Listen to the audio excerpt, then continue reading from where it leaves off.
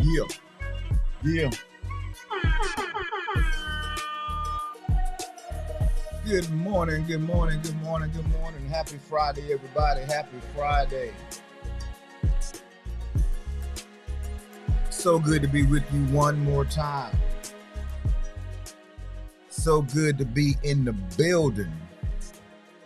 Good to see all of your bright emojis and text fingers.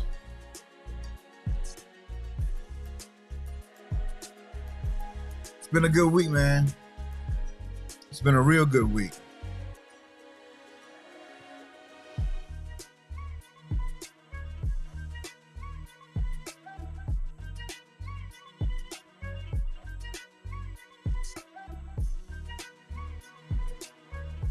It's Friday. You ain't got no job. And you ain't got nothing to do. Yes, sir. Yes, sir. Good morning. Toronto Riggs is in the building, man. What time you be getting in here? You be sneaking in up on me. What up, cuzzo? What's up, boo? Young Gunner. D-Rob in the house. Oh, good morning. My sister Kay and Monique. Oh, okay. I was wondering who was going to make it this morning because I know for some people it is a holiday. It's Veterans Day. And although there may not be many veterans in the building, but let me not assume. Other than myself, is there any veterans on the call? Other than myself, are there any veterans on the call? Put a 1 in there if you're a veteran.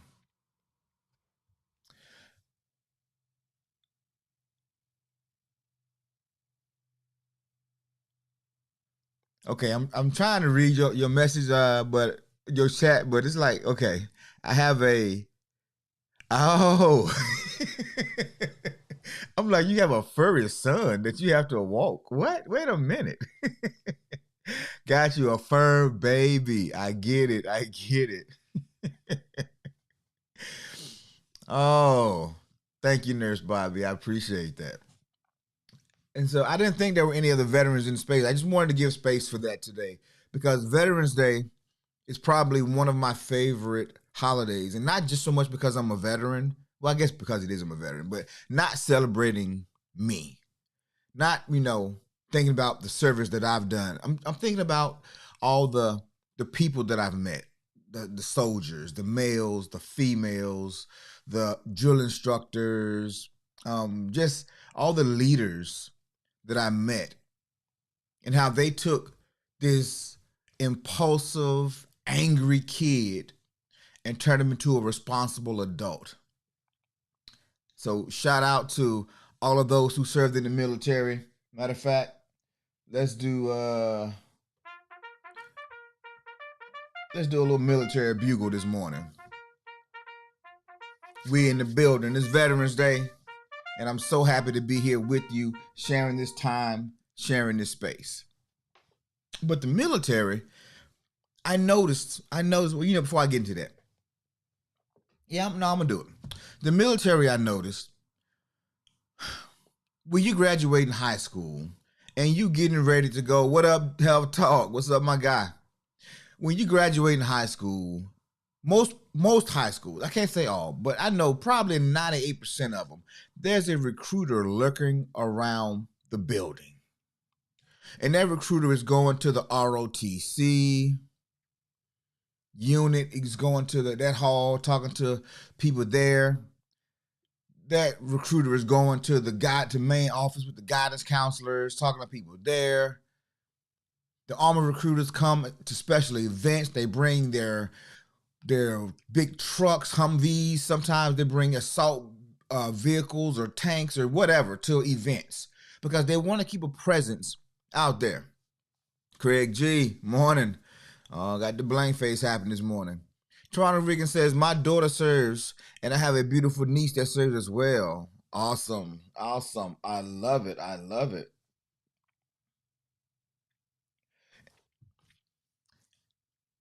Also, the thing that shout out to, their service.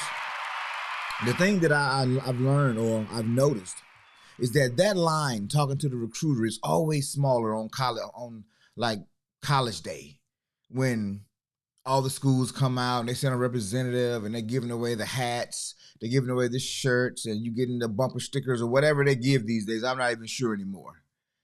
The merch line was always long for the military, but actual people wanting to get more information, they didn't want that. But that military pattern though, that was always fire. So I noticed that even when I went in, out of all the people that I graduated with, it was probably six out of maybe a graduating class of 300. Six of us actually chose to do the military. And then I entered the military and I understood. I understood why. It's a culture shock. It is a supreme culture shock. And if you've lived a little while, you already know this. From the time you hit about 12 or 13 to the time you hit about 30, can't nobody tell you nothing. You got all the correct answers. You know everything. You're super opinionated. You think the sun rises and shines all up and down your back. All up and down your back. But the one thing I love about the military is no respecter of person, and it'll change all of that crap. Oh, it'll change all of that crap. It'll change the way you see the world, the way you see yourself, and it'll make a soldier out of you. It's like what they like to call it. It'll make a soldier out of you. But I will say this: the military is probably one of the best things that can be done, and I truly honor anybody who has served, no matter how long they served, just going through basic training. And so today is going to be story time. I want to give you guys an in-depth look, a little bit more insight to what it's like to be in the military. But before I do that, I want to kind of do a weekly recap to kind of close this week out with a bow. Because purpose ended up being 2 weeks. Talked about purpose and passion. So we started the week talking about, can you have multiple purposes? And of course you can. You can have these different seasons in your life. And every season that requires a new skill. For every season, sometimes there's a new reason. And every season, everybody that was in the last season is not supposed to come to you in the next season. So your purpose or your passions change, but the one purpose remains the same, and that's self-discovery. The whole goal of this existence is to figure out who you are in this space and then to have dominion over it. That's really what it comes down to, as simple as I can put it. So then the next day we talked about having a growth mindset, having your head in the process first, getting your head in the process. And the difference between your mind and your heart. The heart really is the subconscious mind. When people talk about my heart wasn't in it, yeah, the subconscious mind just wasn't there. There was no habits. There was no routines. It was no value placed in that subconscious thing for it. Or it has been kicked or stomped out, one of the two. But the conscious mind, that's the active mind, the active thinking space. And so you have to be conscious minded, and then you become subconscious minded, meaning the subconscious mind is the autopilot system. The conscious mind is where you put all the stuff you want to make habit, where you want to be a routine, and you are consciously thinking about it every day, trying to make it become a part of who you are, make it become a part of your daily life. And over time, some people say 21 days, some people say 30 days. But regardless of whatever the time frame is for you, once you hold it here long enough, it instantly instantly. It eventually slips back into the subconscious mind or the heart, and out of the abundance of the heart, the mouth speaks. So then Wednesday, we did a great story, a great case study on Muhammad Ali.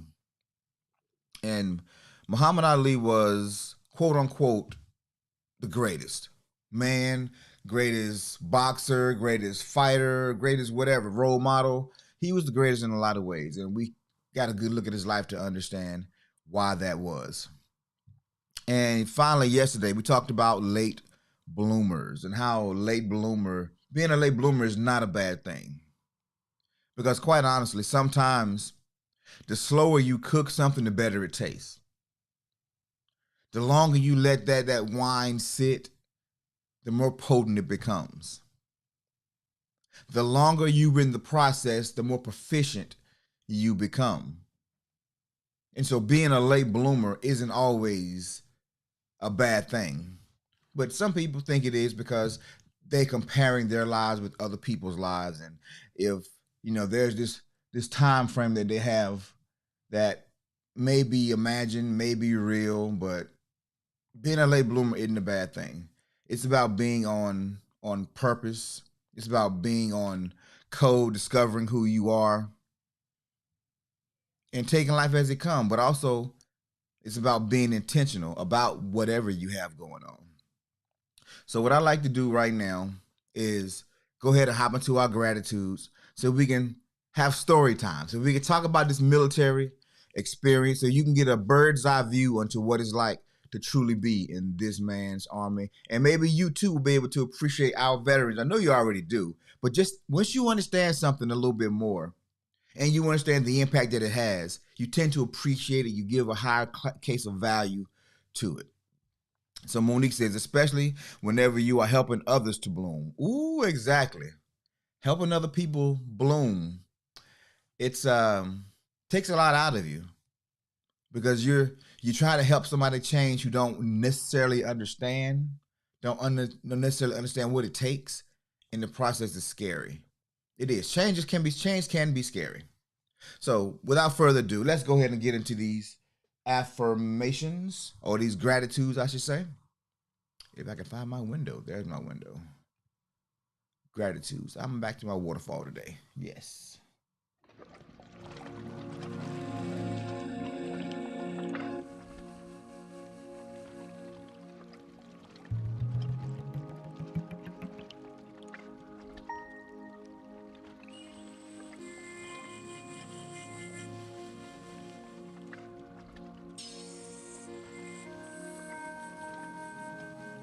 I'm grateful, y'all. I'm grateful because it's Friday. It's been a long week. I fought a lot of good fights. I accomplished some things. But it's been a struggle. It's been a struggle, but I'm grateful. I'm grateful that everything that I endure, everything that I overcome, it makes me better. It gives me more endurance. It gives me more stamina. And I'm grateful because I'm going to need this going into my next phase of self-discovery, my next purpose. You see, trials come to make us strong. They don't come to break us. So I'm grateful for all of the things that came against me, that slowed me down, that tried to stop me, because it gave me more endurance. It gave me more strength. And I'm grateful that I am the person that I am today. Had it not been for those things, those people, those situations, that bad timing, yes, my life may have been smoother in certain places, but I wouldn't be the person I am now. The person that's late blooming in a sense, that's aged like a fine wine, that's been slow cooked for years. And now I can truly enjoy all the flavor of life. So I'm grateful.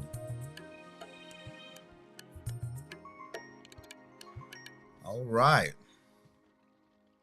Oh, that one was good, right? I like that one. I was feeling that one. Y'all might can tell a little bit there. So what I want to do is, as we go into, before we go into story time, I want to give you a quick, it's a video. It's drill sergeant in a drill cadence, I should say. And one of the things that I loved about the military, one of the things that endeared me to the military when I first got in, because actually, let me just tell the story. I signed up. My parents signed me up. I go to the MEPS, which is the Military Entrance Processing Station. And this is where you go in and do all your height, weight, blood work, your physicals, assign you your jobs, to get your duty assignments, everything. It was actually, for me, I'm in North Carolina, so it was like down off Capitol Boulevard in Raleigh. And if you're from Raleigh, you know where the Waffle House is before you get to 40? Yeah, it was back over in there. And so I go there, and it's normal. Nothing out of the ordinary. People look normal. There's not a bunch of guns around. It's just a regular office building. And so I go in and get all that stuff. I leave. Long day. But I do leave. I go home, and I got my orders to leave on this particular day. Well, back then, I had to hop on a Greyhound bus to get me to where I was going. And they preferred you do it there. Parents, of course, could drop the kids off if they really chose to. However, they said, hey, we're going to send them a bus ticket. The bus is going to drop them all off at this location. We're going to pick them up. So that was the deal. I hop on this Greyhound bus, and because of where I live, I'm in the upper parts of North Carolina, the more northern parts. And I hop on this Greyhound, and when I hop on it, it's probably maybe 6 other people on the bus. But as I'm going through all these backwater towns, all these small little communities, I see one guy get on the bus, one girl get on the bus, but they all around my age. And it doesn't dawn on me that they're all soldiers as well, because they have nobody has duffel bags yet. It's just regular luggage, backpacks, a suitcase. And everybody is hopping on the bus, and this Greyhound bus, and they'll come into the back and they're filling in, and then you start hearing people talk. Hey man, where you from? Oh yeah, I'm from Murfreesboro. Oh, Murfreesboro, where's that at? Oh, where you from? Oh, I'm from Elizabeth City. Oh, that's next to Murfreesboro. Oh, okay, where you from? Oh, I'm from Oxford, or I'm from Charlotte, or because we're heading to South Carolina, so we basically encompassing driving across the whole state. And so we're picking up people from everywhere. I'm from Alamance County. I'm from Jonesboro. And then by the time we hit Charlotte, we realize this is everybody that's going to be that's going to basic training. So we started comparing, where we came from, trying to put references together. Nobody knew what to expect. And when we get dropped off at this small, it's not even really it is a bus station, but it's a small station around Columbia, South Carolina. And there's one guy standing out there. He had on the green BDUs and the green drill sergeant hat. And he's standing out there, and we all know who he is instantly. It's like, oh man, this must be our drill sergeant. Bus stops, we hop off, grab our bag. He said, okay, all right, guys, this is what needs to happen. We need to get you from this bus to that bus. He's very organized. He's very detailed about everything that he does. Is there any questions? No, everybody's like, no, he's all right. Let's make it happen. We grab our stuff and we hustle into the bus. So far, so good. We're nervous, but if this guy's pretty chill, this might be okay. But then we hop on this bus. He hops in and he's driving, and we go onto base. And as we cross the base, we start seeing soldiers everywhere. We see soldiers cutting grass, soldiers marching to different places, or walking is what we called it at the time, walking to different places, but they were in formation. There was somebody a drill sergeant walking beside them as they went. He was singing songs, and we're just like, oh man, what did he just say? What did he just say? Man, they be rapping in the army. We thinking this is about to be lit. And then we get to our company, which was the processor company before we got to our main company. and these guys were laid back as well. They were a little, rah rah, but they were mostly laid back. And that's what we went in and we got our BDUs, we got our rucksacks, we got our duffel bags, we got our socks and underwear. I mean, we got everything we needed. So we didn't even need to bring a suitcase for real, which they told us not to bring one, but some people brought them anyway. I had a backpack with a personal hygiene gear in there and maybe 2 days worth of clothes to change into. But they gave us they issued us literally everything we would need for the next 2-3 months. And then they send us back to this barracks. We get food. We get our signed a drill sergeant, and then we go eat. And then we spent the weekend because we got there it was a Friday when we got there. So we had Friday, Saturday, and we just chilled. Sunday, we was in the barracks acting a fool. But Sunday night, can somebody say Sunday night? Sunday night, these 3 new drill sergeants showed up, and they look mean. They look so mean that they just walked in our barracks door and they stood shoulder to shoulder. They just stood there and they just looked. They didn't say a word. We turned around and we looked, and I don't care how big of a dog you thought you were.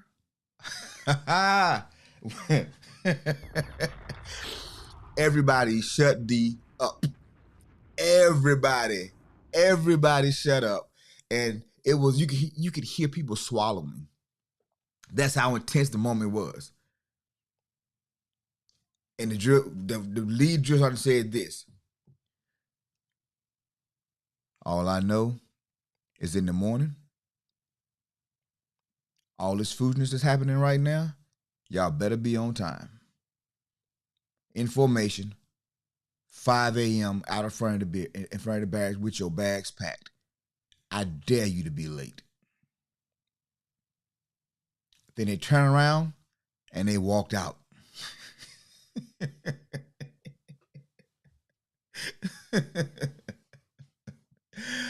Don't have me going down that rabbit trail. Don't do that. Don't do that to me. Don't do that to me. They walked out that room. We were sitting there like, oh my God, it just got real. Because these guys, they look like they gonna shoot us. They might, you know what I'm saying? You might, all them bad movies you seen, all them bad movies you seen on TV about, the army, it was like all that was about to come true in real life. Now, I ain't gonna tell you too much more of that story. However, I just want to set the stage, because what I'm about to show you right now is just a little clip. Just a short little clip of what it's like. Let's go this one. Yeah. When you first go into the military. Not when you first go in, but when you're in the military. This is what day-to-day life looks like. This is the fun part of what military life is. Those cadences. Come on. Hey, right on down the line. Hey, right on down the line. Come on over. Come on over. War's not over. War's not over. So put your weapon next to mine. So put your weapon next to mine. Hey, right on down the line. Hey, right on down the line. That long, long time ago. Long, long time ago. Heard it on the radio. I heard it on the radio. Live right there, yeah. Live right there, yeah. Keep it instead. Keep it instead. A long, long time ago. A long, long time ago. Heard it on the radio. I heard it on the radio. Sounds so good to me. Sounds so good to me. U.S. Army Cavalry. U.S. Army Cavalry. One guy is infantry. One guy is infantry. Go left, right. James. Go left.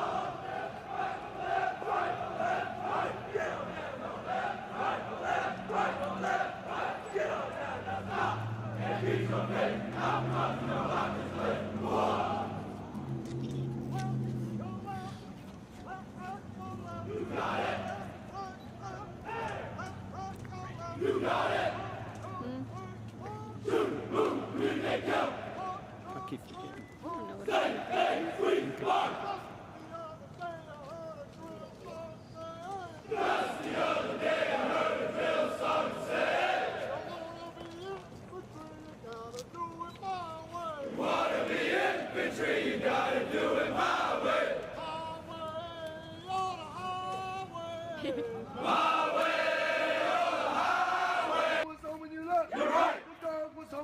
You're right. The cat was home when you left. You're right. The fish was home when you left. You're right. Your mommy, your daddy, your brother, your sister, the dog, the cat, the fish was home when you left. You're right. And that's the reason you left. You're right. I left my home. I left my home. Join the army. Join the army.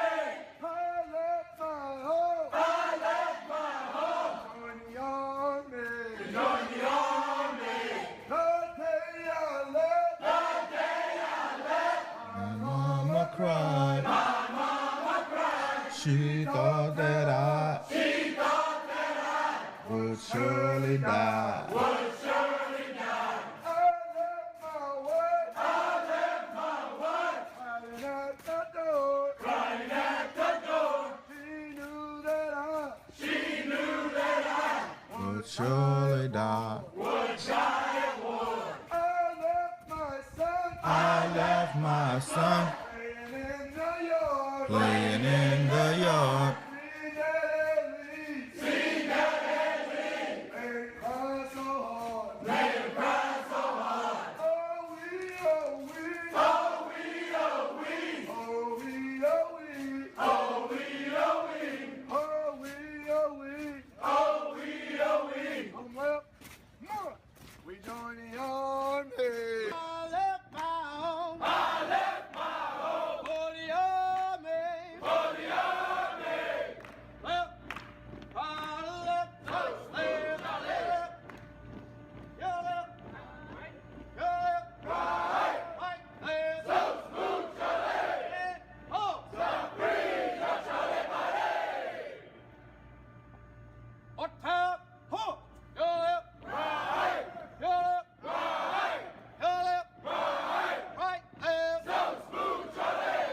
Let the four winds blow. Let the four winds blow. Let 'em blow. Let 'em blow. Let 'em blow. Let 'em blow. From the east to the west. From the east to the west. U.S. Army, you're the best. U.S. Army, you're the best. Let 'em fly. Let 'em fly. Let 'em fly. Let 'em fly.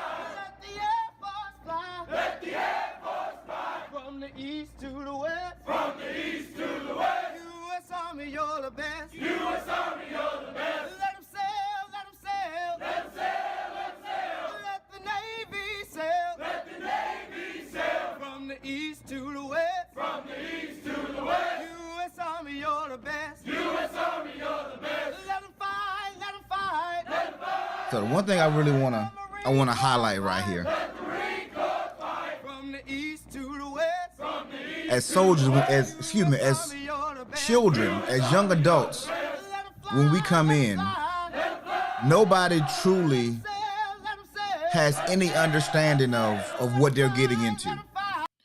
But you are young, you think you know it all, you think you have all the answers. You think the world revolves around you. And now you put you around a bunch of other kids who feel the same way, and it's chaos, total chaos. So that first weekend when I was in processing station, we were having fights. We were tearing up stuff. I mean, we were doing the wildest stuff. And then these three drill sergeants come in on Sunday night and they say, I dare you to be late. Now, you know who to play with. Most of us, right? We know who to play with, who not to play with. Well, we knew those drill sergeants, we probably shouldn't play with them. So guess what we were? Formation, 5 o'clock, sharp. You think we was late? You think anybody dare be late? We was on time. We had everything, all our bags beside us. We had everything together. And guess what the drill sergeant said? Oh, y'all think y'all on time? Y'all think y'all on time? That is not the correct answer. When you're on time, that means you 5 minutes late. When you're 10 minutes early, you're on time. When you're on time, you're late. And when you're late, that's unacceptable. Get down. Half left, face. Front leaning rest position, move. That's the push-up position. Front leaning rest.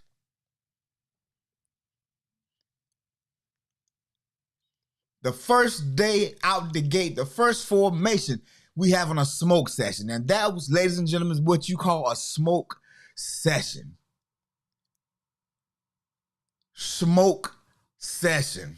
Oh no, not drumline yet. You ain't seen nothing yet. Just stick around for a few more minutes, because today it is story time. Yeah, them drill sergeants be singing, don't they? And it's like the better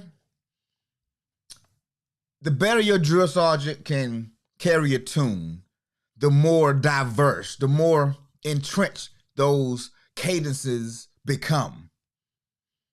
I was in a group. See, how you think it's a singing group? I was in this company one time with this drill sergeant. He was like he had a voice almost like a old school, like a Marvin Gaye, a Barry White, where it was deep, but it was clear. And one of the guys that were in my company, a soldier, he could say he was like, his favorite song was anything Luther Vandross sung. He was a singer. You know, if you sing a Luther song, you better know how to sing. And so when those two would get together, it was like a 3-part harmony. And so this 10-mile ruck march that you're on, not gonna gloss over that. This 10-mile ruck march that you're on, you're singing 70% of the way. So the time goes by fast because you're having fun. You're having fun. Now, these may have been kids who you couldn't get them to clean their room. The coaches couldn't get them to run a mile in practice or after practice or doing their extra work. The teachers called them, they lazy, they talk all the time, they don't do no work.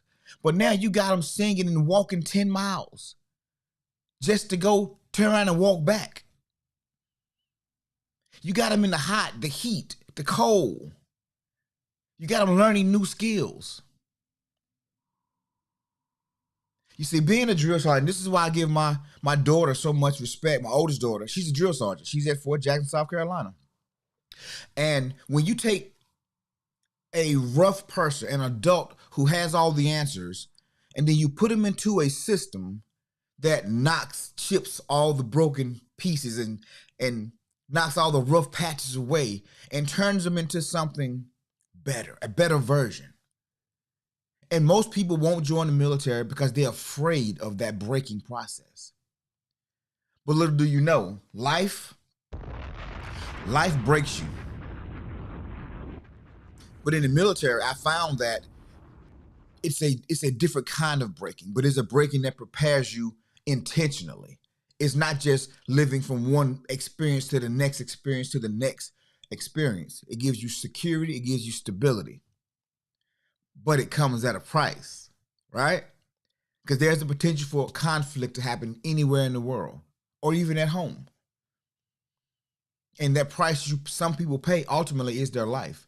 That's what the Memorial Day celebrations are for. So the veterans, the soldiers that gave their life in defense of this country, in defense of our ideals and principles. But Veterans Day is about those who survived, who made it back home, who are now honored for the service to this country. Because veterans get a chance to get their flowers while they can still smell them. And so I want to tell a story real quick about let me catch up on these comments real quick. Let's see. Oh, okay, drumline. Yep, the push-up. I would have cried immediately. And some people did, Kay. You hear? But we on time. And so me, I'm Billy Badass for the most part, right? There's nothing any drill sergeant can do to me that hadn't already been done to me. So I have this mindset where I'm the one that you got to break because I think I got it already figured out. My dad yelled at me a lot. I got my butt tore up a lot. Come on now. I was in ROTC. I wrestled. I played football. I mean, I was in the streets. You're not going to kill me up in here. So what can you possibly do to me that make me really going to pay attention to you? That story is coming. Kay said I would immediately cried. Monique said me too. Yeah, everybody in life, we know who to try, who not to try. Yeah, she's definitely excellent at her job. All right, so let's get to the story. We're in probably week 6, and we've gone through all the basic stuff. We're pretty in good shape right now because, as you saw, you march everywhere. You rarely get on a bus again until you leaving. Everything is self-contained within the base. You can get to any place on that base within a 2-mile walk on base. Now, when you leave base and you have to go to the range or you have to go to the camp where you go for your field exercises, that may be a little bit further out depending upon what base you're in. But at Fort Jackson, everything is pretty closely confined. Furthest place you have to march is the ranges, and some of those are maybe 5 miles, 6 miles out, something like that. And so you're going 5 miles out, 5 miles back. Well, this one day, it's range season. In the range, we have our weapons, our M16s, and we're going out to the field to shoot. Because we got to have, in order to pass base training, you have to qualify.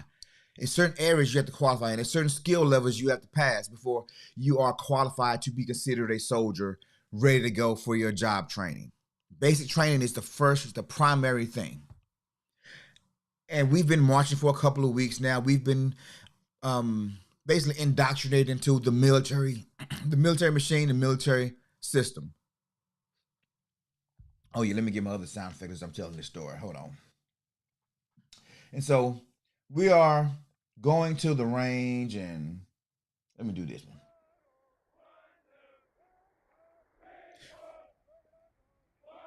Okay, yeah, just a little cadence in the background as I'm telling this story. And so we're marching out to this range. This particular range was probably one of the medium ranges. It wasn't like the farthest one out. It was like one that was probably maybe 3-4 miles from our barracks. And so we're marching out there, and we had been to the ranges for maybe a week or two at this point, and everybody is getting the hang of learning how to shoot their weapon, how to chamber, how to clear if any misfires or any jams. We're learning how to do all the basic operations, how to break this M16 down from this long gun to this little small pieces, then put them back together with the firing pins and the springs. I mean, we're learning soldier stuff you see on TV. But now we're actually learning how to fire them. We're shooting them, and we're qualifying. And just like in life, there are going to be some people who they just catch on a little slow. They just catch on a little slow. In sports, we call them slow blinkers. In the military, I can't really say the military term for them sometimes, so I'm gonna just say slow. And it was this one guy in particular. He was a guy that he wasn't, and I'm not disparaging or making fun of the guy, but I'm just trying to describe the best way to say it without, using any slang terms. He was probably on the spectrum. He was probably high functioning, maybe autistic, maybe. Back in the 90s, autism wasn't, a widely used term. Most folks didn't know anything about it. But this guy in particular, he was a great athlete. His run time, his push-ups were good. He marched well. He presented well physically as a healthy young man.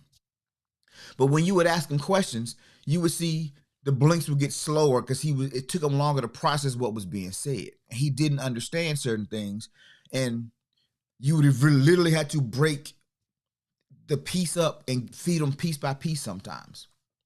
And one of the things you learn in basic training is that you're only as strong as your weakest soldier, your weakest brother, because we form a chain, we're a link. And so it's our job to make sure our brothers are straight. It's our job to make sure our brothers and sisters are on time. They have the information that they need. It's our job, each individual person's job, to make sure the man or woman next to them has what they need to be efficient, to survive, basically. And it's drilled from day one. And so everybody's making sure. Oh, I got another guy. This guy, he had narcolepsy. Now, how he made it in, I have no idea. But he made it. He made it through basic training. Matter of fact, he made it past basic training. But he was my man be standing in the child line. We take it one step up, and he falls into somebody else. How he made it through basic training, I do not know. He was good at everything that he did. If he stopped longer than 2 seconds, he was snoring. He was asleep. So bad, the drill sergeant came in one day, woke everybody up. We kept waking him up, but it was like, we were all tired. And if we're tired and we're falling asleep, you know he's in a coma. So drill sergeant came in one day, flipped this man's whole bunk over. The man head hit the floor. He was like, ouch.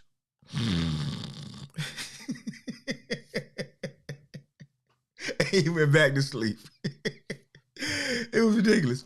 But anyway, this other guy, we at the range, and everybody has qualified except him and maybe 2 other people. And we're sitting there. We all back behind the firing line. The firing line is where you actually in your prone position or in your foxhole, and you're shooting at targets down range. And we are sitting back behind there. We sitting on the ground. We eating MREs, drinking water. And these 3 guys are going. And then you hear bing, bing. The guy on the far right hit his last 2 targets, which means he qualified. This other guy right in the middle, bing, he hit his target. Boom. He didn't qualify, but he had to go again. But over on this side, I'm going to just call my man D. I'm going to call him D. I want to say his name so bad, but I'm going to just call him D. You heard ding, ding, ding. This is how the bullets hitting the metal target. He qualifies. Excuse me. He gets so excited. He said, drill sergeant, I did it. I did it. But his finger's still on the trigger. And he's turning around. I did it. And everybody's eyes got big. Because we about to be on the Channel 11 news. Whole platoon gets gunned down by excited soldier. This one drill sergeant, he jumps off the platform, runs down. He jumps, it's like, he's almost like Major Payne and Arnold Schwarzenegger mixed together. He jumps over the little bank that separates the firing line from where we were sitting, on top of the soldier with his hand on the barrel of the M16 and pushes it and pushes the soldier head at the same time down. And when I tell you, this was the flyest, this was the this was the closest thing I ever seen to a superhero. This is the closest thing I ever seen to a superhero in real life. Well, needless to say, D, that was his last week there. I mean, looking back on it now, I can see that they probably knew this guy mentally, he's just not there. He's gonna get soldiers killed. He's a great physically, he's a good soldier. But mentally, he's good enough to be in the space, but you have to put him somewhere else. But you can't put him in a desk job because he don't get it. You really can't put him in it's like, where do you place a person like that? You place him back home, folks. You place him back home. That's the right answer. You place him back home. And so he eventually went home. Not because of that. He actually failed in the NAV course too. So he had failed too many things. And so he actually disqualified himself. And so he ended up going home. But yeah. Military life is fun. It's amazing. It's a culture shock, though. I promise you, it's a huge culture shock, but only for like the first week, maybe 2, depending on how coddled you were, at home. If you were spoiled by your parents, if everybody gave you your way, then yeah, it's gonna be a little bit of a tougher road. But if you were a normal person who just had normal rules and had to follow, then it's not that big of a deal. Unless you're hard headed like myself. All right, I think I'm gonna take my glasses off for this one because I don't even want to read no comments on this one. So like I said, I fancy myself as the guy you ain't trying to mess with, right? I was always the one who had the chip on my shoulder, and I was an angry kid for a lot of different reasons. And for those of you who know me, some people say I had the short man complex, but no, it ain't even that. I don't mind my height. I do love my height. It was more of I felt like I didn't matter. I felt like people were always disrespecting me because they saw me as less, because I didn't feel loved and appreciated. And I felt like I always had to prove myself. And so I was a person suffering with like severe low self-esteem. I was a person that had really bad anxiety, but it didn't come out in nervousness. It came out in aggression. I was a person who with the need for validation. And as a man, the number one thing, ladies, the number one thing a man must have is respect. If a man doesn't feel respected, you will get the worst out of that man. If you belittle that man, if you compare that man to another man, so many things you can do to a man that will instantly spark the worst behavior, the absolute worst behavior. Because respect to men is like air. It's the air that we breathe. We will die for respect. We will die for it. We will die off principle. It's that serious to us. I'd rather not be here to feel disrespected my whole life. I'd rather not be here if this is the best it's ever going to get, and I feel like this my whole life. Respect is everything to most men, and there are some outliers out there, of course, but to most men, respect is what it is. And so one day, this is probably, basic training is only about 8 weeks, so about 2 months long. We're about a week from graduation. So graduation is the 9th week. So we were like 2 weeks from graduation. So we're in like week 7. And me and one of my battle buddies, we out in the breezeway where we all congregate when we come in, get us out of the rain and stuff, but we can still work outside.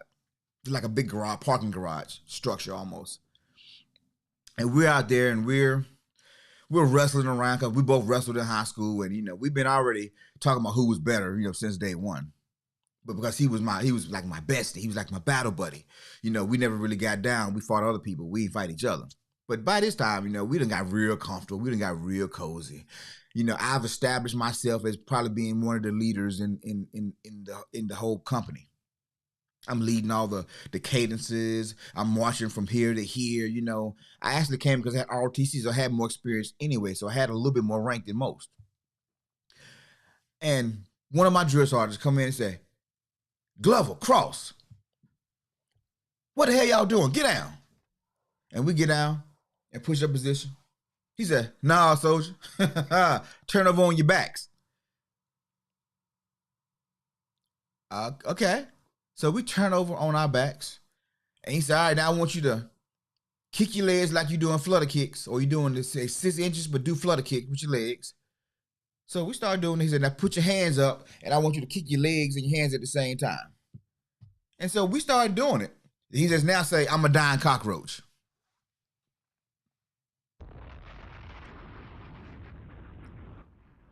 This ninja, you trying to disrespect me, Sarge? You don't know who I am, Sarge. You want to disrespect me? Me, Jamon Glover? Don't make me show you where I come from, Sarge. You ain't ready for this. So of course I stop and I just stare at him. My guy Cross still kicking. I'm a dang cockroach. I'm a dang cockroach. I look at him like, "You sucker." I said, "Drill Sergeant, I'm a man just like you a man. I don't appreciate you disrespecting me like that." I'll do the push-ups, I'll do the things, but I ain't saying I'm gonna die. I ain't no damn cockroach. Woo, the mouth on that boy. Pause. So I stood up at that point. He come close to me. He get in my face. He said, "Oh, so you one of those?" I said, "Whatever." He said, "Glover, one way or the other, you gonna get on that ground and you gonna beat this dying cockroach today. Or you gonna get this work." Nothing but a word, drill sergeant. See, what he don't know is my cousin Tony. Those of you who know my cousin Tony, yeah, my cousin Tony had just gotten locked up for beating up his drill sergeant. Well, not just, happened a year or two before that. But he was in Germany, in the German prison for beating up his drill sergeant. Well, his drill commander.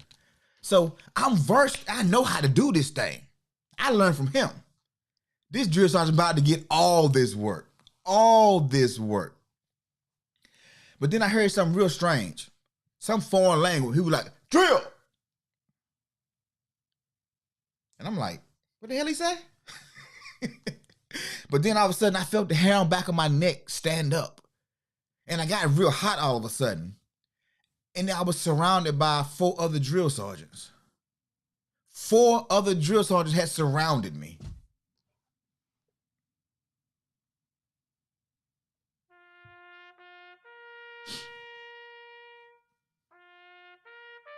At this moment, I said, you know what? I'm willing to die for mine. I ain't no punk. Y'all about to find out who the I am right now. So I squared my stance, got my hands ready, looked at all of them because I wanted to see where they was at before I started swinging. And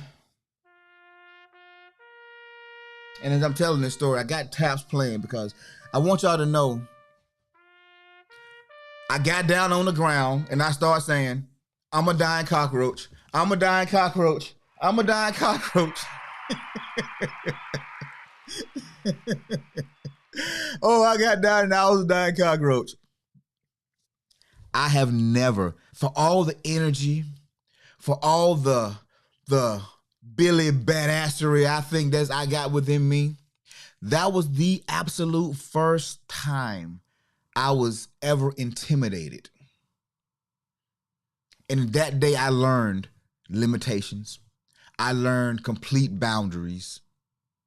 I learned that some things ain't worth dying for. Some things ain't worth dying for. That's right. That's right. Some battles you got to choose them. And this wasn't one I wanted because all 5 of those drill sergeants were uniquely trained to be in the job they were in. They were uniquely trained to deal with people just like me. And how many times do you got to keep running your head into that wall before you realize the wall ain't going to move? And so I had a come to Jamar moment. And in this moment, it was more of a,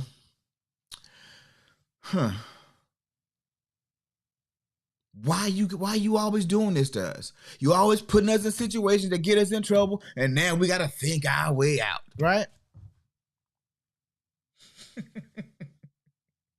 And the craziest part is, any other place, any other time, I probably wouldn't have minded the smoke. I probably wouldn't have minded. Getting beat up is whatever. Yeah. As long as you ain't, and if you take me off the planet, then I don't know nothing, right? I'm not afraid of death. I'm not afraid of getting beat up. Matter of fact, sometimes you don't really feel like you done something until you done got your head split a couple times. See, I'm a dude. I'm built a little different. I know, ladies, this is not something that, you vibe with too hard. But to me, it don't really matter. It's all part of the process. I don't mind. I ain't never went to sleep, but if I did, then I'll wake up and that person got to see me again. If I go back to sleep, then I go sit my butt down. But I need to make sure it wasn't a fluke the first time. I'm a little hard-headed, y'all. I don't know how to stop easy, so, it is what it is. But that's what it's like, man. The military, and this is why I give so many veterans so much respect. because you had to go through the process. No matter what level you reached in the military, from private to general, you have to go through a process. And the brotherhood that we talk about, the service brotherhood or now sisterhood, you trust the process. And so you trust those who make it through the process. So now you know anybody that you stand next to, they made it through the process, which means they're qualified to have your back. They're qualified to toe the line, to defend our country, to defend our democracy, to defend our principles, to keep our families safe. Whether you like them as individuals or not is beside the point. They made it through the process. They are uniquely qualified to do the job they're doing. And I trust that because I tested all the boundaries. I got plenty more stories of me testing the boundaries. I'm surprised I made it through, but they need hard-headed people because the hard-headed ones, when you break the hard-headed ones, when you get them to see and toe the company line, oh, you got some of the best soldiers out there because they just needed some guidance. And that's what I need. I just need a little more guidance. I need to get rid of some of that anger that I had. And I found a way to channel that. So that's why Veterans Day, man, is my favorite, my absolute favorite. It's a federal holiday, but it's not like, people ain't really taking off work for real because it's Veterans Day. But, there are some meals that's happening right about now. I'm not going to catch me a couple of those meals in a few minutes. But what I'm saying to you today, passion, purpose. Very, very few people have a passion for the military. Unless they're, it's a family thing. Their grandfather and their father, and now they want to be. And, a family thing is one thing. But very few people have a passion for service because by nature we're service. I mean, we're selfish by nature. Self-preservation is like the number one, thing of survival. Self-preservation, and most people they toe that line very strongly. But there are some people who run toward the gunfire. There are some people who don't mind risking everything if the cause is worth it. Some people don't mind. And when you join the armed forces, you're signing up to potentially fight and give your life. Now, for many people, that never happens. For most people, it never happens. But the risk is always there. And so shout out to all my veterans out there. Shout out to the people who toed the line. This is basic training. I ain't got to my other trainings and my other duty stations. It's so many military stories, so many friends, so many people I will always respect. So many people that they could call me at a moment's notice and I will be there for them because we went through some stuff together and I trust them implicitly with my life, with my family's life. And my money, no. That's, Oh, okay. Just jokes. Just jokes, folks. Just jokes. But no, there's something to that fraternal order. There's something to it. Veteran always acknowledges another veteran. In most cases, unless they're just something off with them. But anyway, let's get into these affirmations so we can close this thing out. Let me read some comments first. Hold on. Yeah, pick your battles. Yeah, boo. I learned. It took me a while, but I get there eventually. Nope. Oh yeah, it's a good chapter. Damn, back of my The hair on the back of your neck whispered in your ear, please get down on your back, sir. I love it. Why you keep doing this to us? Remember Friday when Red, Debo, can I get my bike back? And after Debo knocked him out, you want some of this, old man? No. Boy, get your butt up. Why you over here messing with these nice people? Yep, that was the hair on the back of my neck. That's what it was saying to me. Oh, man. But all right, let's get into these affirmations. Oh, man, get sure. Y'all got me reliving some stories right now.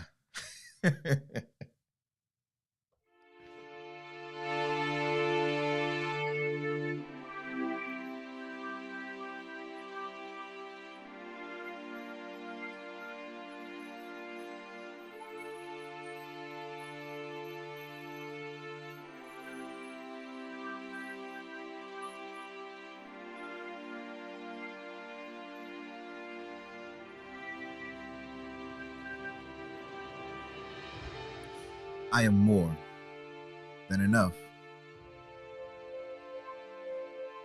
I am the sum total of all of my experiences, good, bad, or indifferent. I am confident. I am capable. I am worthy. I am the dream that my ancestors dreamed. And I have the opportunities to do things they couldn't even imagine. And I'm happy and excited to live my dreams out.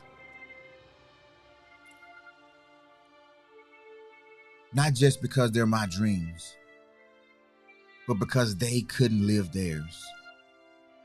So I am doing all. I am enjoying all. I'm experiencing all I can because I am worthy of it.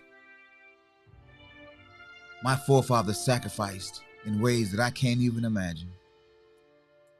And I am grateful.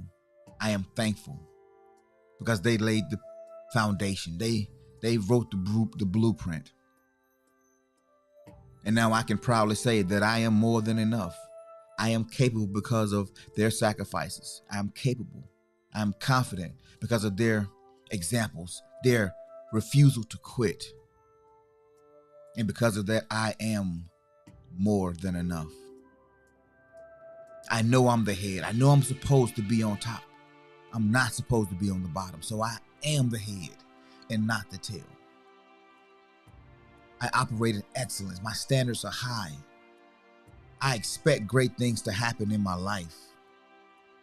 I expect the outcomes to be favorable because favor follows me. Because I am more than enough.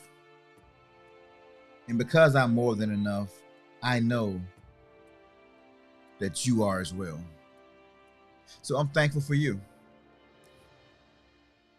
Yeah, I see Bobby says the meals though. Yeah. I've never, to this day, I eat slow. I chew my food deliberately and I eat very slow because I've eaten too many 5-course meals in less than 5 minutes. I've literally been 20 minutes outside of a chow hall, marching somewhere else, and food just hitting my stomach because it's just caught and stuck and trapped. And I can't drink any water and I'm borderline choking because I didn't have time to swallow it down all the way. Pause. And the food's good most times. You go in, drill sergeant pulls up and says, all right, it's 11:45. Be back in formation at 12:05. But it's 50 people in front of us and the de-facto chow hall is packed. But we got 20 minutes. It's going to take us 20 minutes to get through the line, drill sergeant. 12:05, I'm going to be standing right here and y'all need to be in formation ready to go. So we get in literally, we get our first plate. Literally, it's 11:59. We got 6 minutes to get our food. And this is if you're in the beginning of the line. If you're at the end of the company, you can forget it. So we get to go down and the people are serving food. They're putting food on our plates. So let me get the baked chicken. Okay, let me get the mac and cheese. Let me get a piece of cake. Can I get a roll? And you're literally eating as you're going to the table. Then you grab your drink as you put your plate up. You grab a drink and you're going. And that's literally how it worked. I said, Monique says, my daughter just learned to get there early and take her food.